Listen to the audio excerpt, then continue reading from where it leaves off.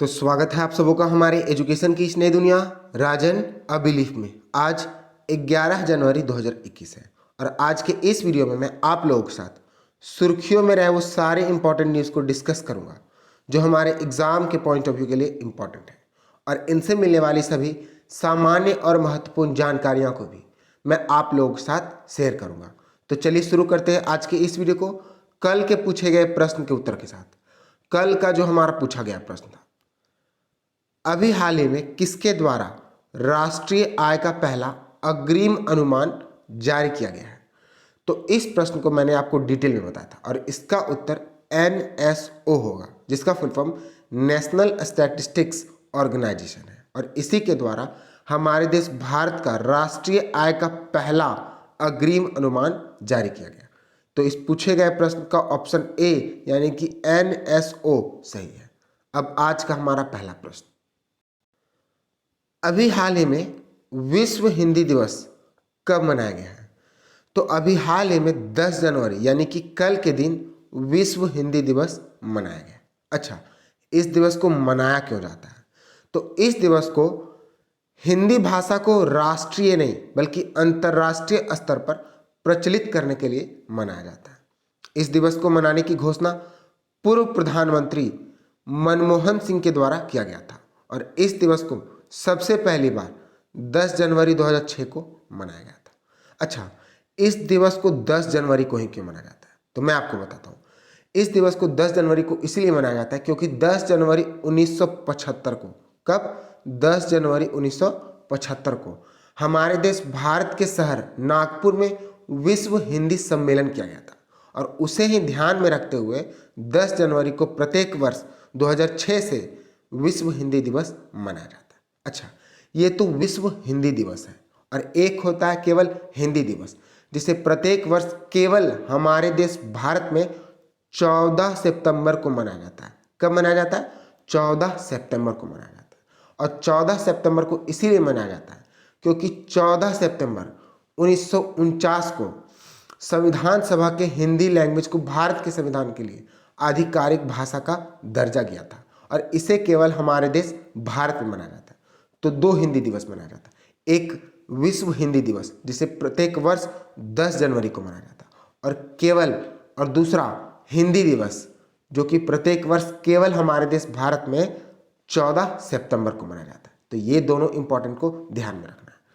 तो question number 1 का option D सही है। अब बात इंपॉर्टेंट डेज की, तो मैं आपको ऑप्शन से रिलेट करके इंपॉर्टेंट डेज को रिवाइज कराता हूँ। तो इस ऑप्शन से केवल एक ही इंपॉर्टेंट डेज बनता है, 9 जनवरी, और 9 जनवरी को हमारे देश भारत में 16वां प्रवासी भारतीय दिवस मनाया गया, और इसी पे अभी हाल ही में हमारे देश के प्रधानमंत्री नरेंद्र मोदी जी के द्वारा सम्मेलन का उद्घाटन भी किया गया। कब? 9 जनवरी को है। तो इन सारी बातों को आप लोगों को ध्यान में रखना है।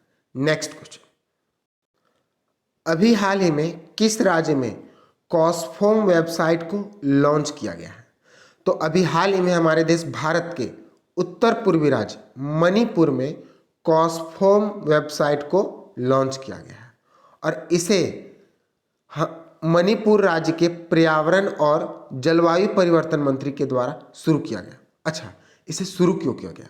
तो इसे शुरू करने का मुख्य उद्देश्य जल संसाधन संरक्षण के लिए समुदाय आधारित सतत वन प्रबंधन के लिए शुरू किया गया, और इस वेबसाइट की एक खास बात है कि यह वेबसाइट भारत जर्मन कार्यक्रम हिमालय में जलवायु परिवर्तन अनुकूलन, क्या है इस कार्यक्रम का नाम? हिमालय में जलवायु परिवर्तन अनुकूलन के तहत एक घटक का कार्य करेगा। तो क्वेश्चन नंबर 2 का ऑप्शन बी सही है। अब बात जब मणिपुर की है तो मैं आपको मणिपुर के बारे में बताता हूँ। ये रहा मैप में मणिपुर। मणिपुर के मुख्यमंत्री एन बीरेन सिंह, मणिपुर के गवर्नर नजमा हेपतुल्ला, मणिपुर के विधानसभा में 60 सीटें हैं, मणिपुर के लोकसभा में 2 सीटें हैं, और मणिपुर के राज्यसभा में 1 सीटें हैं। मणिपुर का राजकीय पशु संघाई है। मणिपुर का राजकीय पक्षी नॉनगीन है। मणिपुर का राजकीय पुष्प सिरोही लिली, और राजकीय वृक्ष उनिंग थाव वृक्ष है। तो ये सारी जानकारों को आप लोगों को याद रखना है। नेक्स्ट क्वेश्चन, अभी हाल ही में सागर अन्वेषिका का उद्घाटन किसके द्वारा किया गया है? तो अभी हाल ही में हमारे देश के केंद्रीय पृथ्वी विज्ञान मंत्री हर्षवर्धन के द्वारा सागर अन्वेषिका का उद्घाटन किया गया है और इसका उद्घाटन पृथ्वी विज्ञान मंत्री हर्षवर्धन के द्वारा चेन्नई पोर्ट पर 9 जनवरी 2021 को किया गया है और इसे शुरू करने का मुख्य उद्देश्य सभी प्रकार के तटों पर पर्यावरण अनुक्रमण और बाथीमेट्रिक के लिए किया जाएगा। अच्छा, यहाँ पर्यावरण अनुकूलन तो समझ में आता है, लेकिन ये बाथीमेट्रिक क्या है? तो बाथीमेट्रिक का मतलब पानी के नीचे अनुसंधान करने में ये सागर अन्वेषिका मदद करेगा और इस सागर अन्वेषिका के मदद से पानी के नीचे 6 किलोमीटर तक जाया जा सकता है और उस 6 किलोमीटर को 16 घंटे तक पानी के अंदर रहने में यह वैज्ञानिकों को मदद करेगा। तो क्वेश्चन नंबर 3 का ऑप्शन ए सही है। नेक्स्ट क्वेश्चन, अभी हाल ही में भारत और किस देश के बीच रणनीतिक वार्ता 2021 को शुरू किया गया था? तो अभी हाल ही में भारत और फ्रांस के बीच रणनीतिक वार्ता 2021 को शुरू हुआ था और इस रणनीतिक वार्ता 2021 में भारत का प्रतिनिधिमंडल का नेतृत्व राष्ट्रीय सुरक्षा सलाहकार अजीत डोभाल के द्वारा किया गया, जबकि फ्रांस के प्रतिनिधिमंडल का नेतृत्व फ्रांसीसी राष्ट्रपति के राजनैतिक सलाहकार इमैनुअल बोने के द्वारा किया गया। मैं आपको बता दूं कि इस रणनीतिक वार्ता में दोनों देशों के बीच अनेक मुद्दों पर बातचीत हुई, लेकिन इन सबसे मुद्दों में सबसे महत्वपूर्ण इंपॉर्टेंट था कोविड-19 वैक्सीन। इस मुद्दे पर बहुत ज़्यादा चर्चित की गई। तो क्वेश्चन नंबर 4 का ऑप्शन ए सही है। अब बात जब फ्रांस की आ गई तो मैं आपको फ्रांस के बारे में बताता हूँ। ये रहा मैप में फ्रांस। फ्रांस जो है यूरोप कॉन्टिनेंट का एक विकसित देश है जिसकी राजधानी पेरिस है। इसकी करेंसी यूरो है। क्या है? यूरो है और इसके प्रेसिडेंट इमैनुअल मैक्रोन है। नेक्स्ट क्वेश्चन, अभी हाल ही में कौन सा कोलकाता अंतर्राष्ट्रीय फिल्म महोत्सव की शुरुआत की गई है?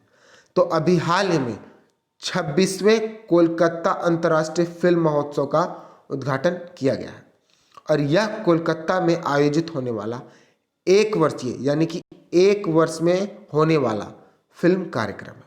इसकी शुरुआत 1955 में हुई थी और भारत में होने वाला तीसरा सबसे पुराना अंतर्राष्ट्रीय फिल्म महोत्सव ये है। ठीक है, और इस महोत्सव में विभिन्न फिल्मकारों की फिल्में और लघु फिल्में दिखाई जाती है। तो क्वेश्चन नंबर 5 का ऑप्शन बी सही है। कहाँ कराया गया? इसे कोलकाता में कराया गया, तो इसे भी आपको याद रखना है। नेक्स्ट क्वेश्चन, अभी हाल ही में किस मंत्रालय के द्वारा डिजिटल कैलेंडर और डायरी एप्लीकेशन को लॉन्च किया गया है? तो अभी हाल ही में हमारे देश के सुरक्षा एवं प्रसारण मंत्रालय के द्वारा डिजिटल कैलेंडर और डायरी एप्लीकेशन को लॉन्च किया गया और इसे हमारे देश के सुरक्षा एवं प्रसारण मंत्री प्रकाश जावड़ेकर के द्वारा लॉन्च किया गया। मैं आपको बता दूं कि यह जो डिजिटल कैलेंडर और डायरी ऐप है दोनों हिंदी और इंग्लिश भाषाओं में उपलब्ध होगी, यानी कि इसे दोनों ही भाषाओं में लॉन्च किया गया। यह डिजिटल कैलेंडर और डायरी ऐप पर्यावरण के अनुकूल एक पहल माना जा रहा है। तो क्वेश्चन नंबर 6 का ऑप्शन बी सही है। नेक्स्ट क्वेश्चन, अभी हाल ही में किस राज्य में दिव्यांगजनक शादी प्रोत्साहन योजना को शुरू किया गया है? तो अभी हाल ही में हमारे देश भारत के उत्तर प्रदेश राज्य में दिव्यांगजनक शादी प्रोत्साहन योजना को शुरू किया गया। अच्छा, अब जब इस योजना को शुरू किया गया तो इस योजना के अंतर्गत होगा क्या? तो इस योजना के अंतर्गत उत्तर प्रदेश की राज्य सरकार विकलांग युवक को 15,000 और विकलांग व्यक्तियों को 20,000 की राशि विवाह के बाद उपहार स्वरूप देगी। तो क्वेश्चन नंबर 7 का ऑप्शन सी सही है। अब बात उत्तर प्रदेश की है तो मैं आपको उत्तर प्रदेश के बारे में बताता हूँ। ये रहा मैप में उत्तर प्रदेश। उत्तर प्रदेश की राजधानी लखनऊ। उत्तर प्रदेश के मुख्यमंत्री योगी आदित्यनाथ। उत्तर प्रदेश के गवर्नर आनंदीबेन पटेल। और आनंदीबेन पटेल का नाम सुनते ही आपको याद आना चाहिए कि आनंदीबेन पटेल मध्य प्रदेश की भी गवर्नर है। उत्तर प्रदेश की विधानसभा में 403 सीटें हैं, लोकसभा में 80 सीटें हैं और उत्तर प्रदेश के राज्यसभा में 31 सीटें हैं। उत्तर प्रदेश का राजकीय पशु बारहसिंघा है। उत्तर प्रदेश का राजकीय पक्षी सारस क्रेन है। उत्तर प्रदेश का राजकीय पुष्प पलाश का वृक्ष है और पुष्प है, और उत्तर प्रदेश का राजकीय वृक्ष अशोक का वृक्ष है। तो इन सारी जानकारियों को आप लोगों को याद रखना है, एग्जाम में कुछ भी पूछा जा सकता है। नेक्स्ट क्वेश्चन, अभी हाल ही में हैशटैग पैसों को रोको मत अभियान को किसके द्वारा शुरू किया गया है? तो अभी हाल ही में हैशटैग पैसे को रोको मत अभियान को IDFC म्यूचुअल फंड के द्वारा शुरू किया गया है, और इसे शुरू करने का मुख्य उद्देश्य बचतकर्ताओं को निवेशक बनाने और निवेश के लिए स्मार्ट और आधुनिक म्यूचुअल फंड को जारी करने के लिए बनाने के लिए किया गया है। तो क्वेश्चन नंबर 8 का ऑप्शन बी सही है। नेक्स्ट क्वेश्चन, अभी हाल ही में तेलंगाना की पहली महिला मुख्य न्यायाधीश किसे नियुक्त किया गया है? तो अभी हाल ही में हिमा कोहली को, किसे? हिमा कोहली को तेलंगाना राज्य की पहली महिला मुख्य न्यायाधीश नियुक्त किया गया। तो इसे आपको याद रखना है, क्या? कि हिमा दास को तेलंगाना राज्य की पहली महिला मुख्य न्यायाधीश नियुक्त किया गया, और इससे पहले वह दिल्ली की उच्च न्यायालय में न्यायाधीश थी, और इसके साथ साथ वह नेशनल लॉ यूनिवर्सिटी में गवर्निंग काउंसिल के सदस्य के रूप में भी कार्यरत है। और इनकी अभी एक खास बात है, जैसा कि हम लोग जानते हैं कि हमारे देश भारत में अभी कुल 25 उच्च न्यायालय हैं, और 25 उच्च न्यायालयों में एकमात्र अभी हिमा कोहली ही है जो कि महिला मुख्य न्यायाधीश है, यानी कि अन्य 24 राज्यों में सभी पुरुष मुख्य न्यायाधीश है, लेकिन तेलंगाना में इनकी नियुक्ति के बाद अभी एकमात्र हिमा कोहली मुख्य न्यायाधीश बनी है। तो क्वेश्चन नंबर 9 का ऑप्शन बी सही है। नेक्स्ट क्वेश्चन, और इस वीडियो का लास्ट क्वेश्चन, अभी हाल ही में वंदे भारत मिशन का कौन सा चरण शुरू किया गया है? तो अभी हाल ही में वंदे भारत मिशन का 9वां चरण को शुरू किया गया। मैं आपको बता दूं कि वंदे भारत मिशन दुनिया का सबसे बड़ा स्वदेशी वापसी अभियान है, और इस वंदे भारत मिशन के 9वें चरण से 24 देशों से 1495 अंतर्राष्ट्रीय उड़ानें को संचालित किया जाएगा, और उन्हें लोगों को अपने देश पहुंचाया जाएगा। तो क्वेश्चन नंबर 9 का ऑप्शन ए सही है। अगला क्वेश्चन आप लोगों के लिए, जिसका उत्तर आप लोगों को कमेंट सेक्शन में देना है। अभी हाल ही में शौर्य सैलरी अकाउंट को किस बैंक के द्वारा शुरू किया गया? तो इसका उत्तर आप लोगों को कमेंट सेक्शन में देना है। All the best, good luck.